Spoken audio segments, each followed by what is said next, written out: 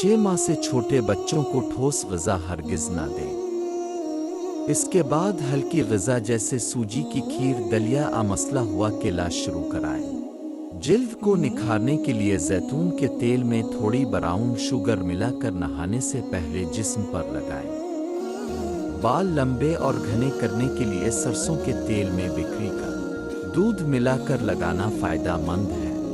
शहद को नीम गर्म पानी में मिलाकर निहार मुंह पीने से डिप्रेशन कम होता है और वज़न भी घटता है। याददाश्त बेहतर करने के लिए चमेली के फूल सूंघना मुफीद है। अगर सालन में नमक तेज़ हो जाए तो एक उबला हुआ आलू डाल दें, और अगर मिर्चें ज़्यादा हो जाएं तो थोड़ा दूध या फेंटा हुआ दही शामिल करने से जायका मुतवाज़िन हो जाएगा। अलमारी में कपड़े रखते वक्त परफ्यूम की खाली बोतल साथ रख दी, इससे कपड़ों में बो पैदा नहीं होगी। घर में नीला रंग मक्खियों को दूर रखता है।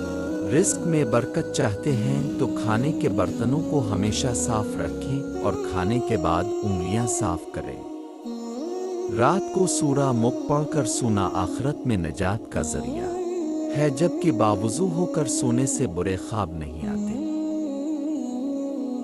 नाज़रीन, माएँ अक्सर परेशान रहती हैं कि बच्चों को क्या खिलाएं। याद रखें कि बाज़ारी डब्बों वाली ग़िज़ाओं से बेहतर घर की बनी हुई सादा खुराक है, जो बच्चों की हड्डियों को मजबूत बनाती है। रिस्क में तंगी की एक बड़ी वजह हमारी अपनी लापरवाही भी होती है। बर्तनों को साफ रखना और संत नींबू पर अमल करना हमारे घरों में बरकत के दरवाजे खोल देता है। नाज़रीन, ये थे वो चंद आज़मूदा और अनमोल टोटके जो आपकी ज़िंदगी में बड़ी तब्दीली ला सकते हैं।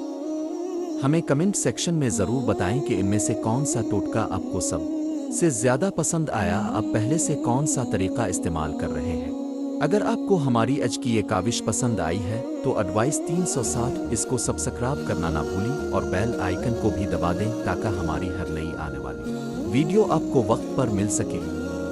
इस वीडियो को अपने दोस्तों और प्यारों के साथ सदका जारिया समझकर शेयर करें ताकि वो भी उन मालूमात से फ़ायदा उठा सके। अपना और अपने प्यारों का बहुत ख्याल रखिएगा। मिलते हैं एक नई और दिलचस्प वीडियो के साथ। अल्लाह हाफ़िज़।